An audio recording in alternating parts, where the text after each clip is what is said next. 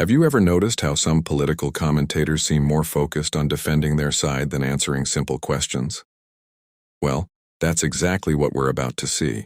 Before we dive into the full story, comment where you're watching from, and don't forget to like and subscribe so you don't miss the next one. In this clip, Scott Jennings sits there smirking while trying to defend Donald Trump over a growing controversy surrounding the White House Ballroom project. The problem? Americans were repeatedly told that taxpayers wouldn't pay a dime. Now, new reports are raising serious questions about whether that's actually true. As the panel presses for answers, the debate quickly turns into a battle over excuses, technicalities, and political spin. Let's watch the clip, and then I'll give you my thoughts at the end. President Trump has insisted that his new ballroom wouldn't cost taxpayers $1, but the new report in the Washington Post disputes that. According to a contractor estimate obtained by the Post, the White House was told that the ballroom project could cost $600 million, with more than half of that coming from taxpayers. And by March, the federal government had already approved work totaling millions of dollars in public funds. Now, despite that, Trump has said that the project would be taxpayer-free before and after that estimate was made. We have no taxes. This is taxpayer-free. We have no taxpayer putting up 10 cents. We did this no charge to the taxpayer whatsoever. And I'm paying for it. I'm paying for it. The country is not. We're donating a $400 million ballroom. Myself and donors are giving them free of charge for nothing. It's being paid for 100% by me and some friends of mine, donors. Rich people and people are putting up the money. Zero taxpayer dollars. Man, just tear the building down and pay for it later. Yeah. With taxpayer dollars, no less. Sounds like that was a lie, that it was going to be completely privately funded.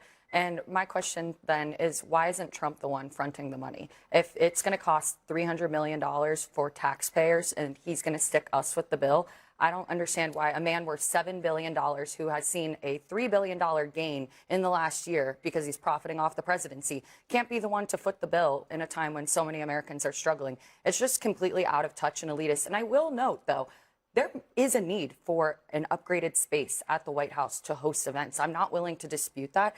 I just think that the way that he has gone about this and messaged it is completely out of touch. I mean, so many people are struggling right now, and at a time when gas prices are skyrocketing, grocery prices have yet to come down.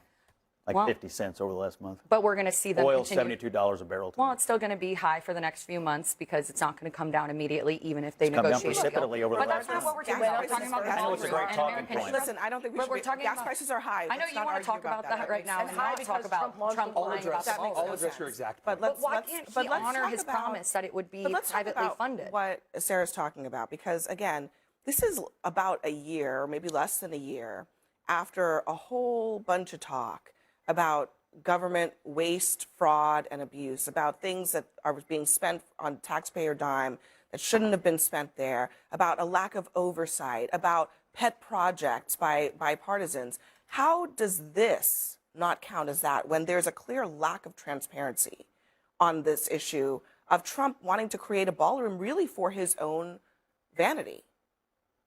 So to answer her question and to then your build on point there, because again, answering the direct point that she made, said it would be really kind of weird for the administration to do a big, huge, man, we're going to pay for it all and then turn around with all of these rich people and rug pull the American people. Here's the issue, though. In the Senate bill itself, and I know because I read the entire bill, kind of a cool thing you can do. In the bill, it said you cannot use any of these funds for the ballroom style furnishings in the middle of the building. There are security expenses above.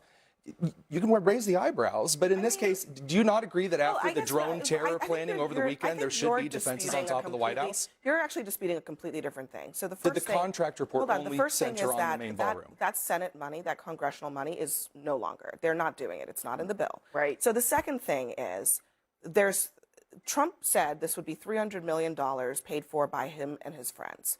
It turns out that's only half of the money. The other half of the money is coming from the taxpayers. How do you explain that? Again, so the President of the United States made it clear that the inside of the ballroom stuff, like the actual ballroom inner side, not the bulletproof glass windows that can't be bought by private donations, the Department of War has to approve certain aspects of that. So you really think that people are going to be okay with this idea that, okay, the furniture and the lighting, that's going to be paid for Yes, by let's put a my tarp and friends, drywall for the defenses on top of the White everything House. else, That'll do but hold it. on, but everything else will be paid for by you, and we just won't tell you. No, we're being Why- clear why about would the they not? expenditure Why- of So funding. he Why did knowingly they lied say then so? when he said that this would be 100% Right. privately funded, that it would cost $0 to the taxpayer? He said Did he knowingly lie $0. then? Because I see the point that you're making, but he tried to sell it one way to the American people, and that's just not the truth. And instead of being the one to now put up the money, he's going to stick taxpayers with the bill, and that just doesn't seem like a fair thing for taxpayers. minimum, When the it's a vast majority of the American people will never step foot in this ballroom. And I don't understand, From the because I think I beginning- would rather see my taxpayer dollars go toward quite literally anything else but this. Look, from the beginning, this has been a terrible, non-transparent thing. Remember, they bulldozed the East Wing in the shocking Literally the in the middle world. Oh, those Literally poor office bulldozed cubicles. it. You It's can the poo-poo people's it all house. you It want. is the It's people's not- house, and there is a exactly. process that there is and a they process, violated and the he could law, have gotten and they were congressional taken approval. to court for it. The White House, a historical association, the National Preservation Society, like all these people were going, "Oh my God, there is a process for this." And then what This happened? administration completely bypassed completely that bypassed process it. because he said, "I'm going to do what I want to do. Come after me later." So now you have this despicable hole in the ground on the White House lawn, and they're going, "Well, it's not going to cost you anything. No. It's going to cost $200 million. Then it was $400 million because he doubled the size." This whole BS about the drone port on the top and all that came months later after Trump was obsessed with You this do in realize that every the single recent meeting, rise bringing in up the threats based on stupid terror matters gilded and drone ballroom situations He while went to a people Knicks were game the other suffering. week. He went to a Knicks game the other week. I understand. I want to see the first family and the president be safe. Of course, I pray for their safety. That is something we can all agree on at this table. But it is disingenuous to say that that is the reason for this ballroom. He initially wanted it for a vanity project. That's correct. And yes, I agree. There is a heightened threat against him, and that is something that They we need to didn't be have to- cognizant you said- of. they didn't But have then he to do shouldn't it be this going way. to Realize Knicks that games. He MSG shouldn't is be different than hosting hosting a Fort 4th Dignitas He shouldn't be and hosting a half the 4th of White July House. rally. Two different He things. shouldn't be doing those ahead, things. Scott. These are red You said you want them to be safe, but you also said you want your tax dollars to go for anything else other than this.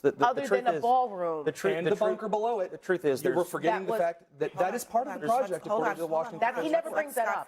there's two parts to the project. There's the social space, which I think you acknowledged is needed, and now they're going to have But to he build could have that. gone And through then the there, proper and then process there to is- get it approved. Then there is the security space. I read the Washington Post reporting on this tonight. 3 experts who reviewed the documents related to the project said it was appropriate for the Secret Service and the White House Military Office to pay for parts of the project that fall within their mission. Oh, Nobody's the arguing mission that. is keep the first family and the White House Scott, safe. Where is the telling the truth part to the American public? That's the issue. Yeah. Is that when Trump says, "I'm initiating this project and it's not going to cost you anything," and then it ends up costing $300 million of taxpayer funds, that's being deceptive.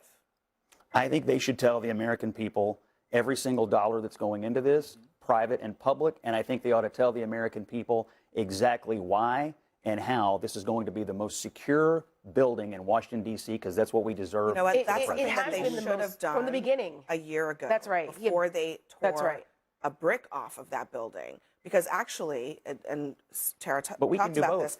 You know, in the litigation that's ongoing about this, one of the big issues is that that's in the plain text of the law that they do have to go to Congress That's right. to authorize major projects at the White House. And they did not do that. So they're going to have to answer for why they defied the law and then are trying to spend $300 million in taxpayer funds without authorization from Congress. These are going to be questions that have to be answered. And in the meantime, there's a hole in the ground. And I think at that the that's White my House. argument, is that So, it was the yeah. way in which he went All right. about it, not that there is a security, like a lack of a security need or anything. He just should have gone about it in a different way and been upfront. At the end of the day, I think the biggest problem with this discussion is that nobody really forced Trump's defenders to answer the central question. The debate kept getting dragged into technicalities, security upgrades, and side arguments. But the issue itself is actually very simple. The American people were told this project would be paid for privately. They were told taxpayers wouldn't be on the hook for it. If taxpayer money is now being used as part of the project, then people have every right to ask what changed and why the public wasn't told from the beginning. That's why so many viewers find these defenses frustrating. Instead of addressing the original promise, the conversation becomes an exercise in explaining why the promise didn't really mean what everyone thought it meant. And for a lot of Americans, that's simply not good enough. What also stood out to me was the attitude on display throughout parts of this debate. When people are raising concerns about government spending, transparency, and accountability, the response shouldn't be a smirk or a dismissive reaction. These are legitimate questions, especially at a time when many families are still feeling financial pressure and watching every dollar they spend. And that's why voices willing to push back and demand direct answers are so important. Political debates are at their best when people are challenged, not when they are allowed to skate past difficult questions, but that's just my take. Let me know what you think down in the comments below. Do you believe the administration was transparent about this project from the start, or do you think taxpayers were sold a very different story? If you enjoyed this breakdown, don't forget to like, subscribe, and turn on notifications for more political commentary. Thanks for watching, and I'll see you in the next one.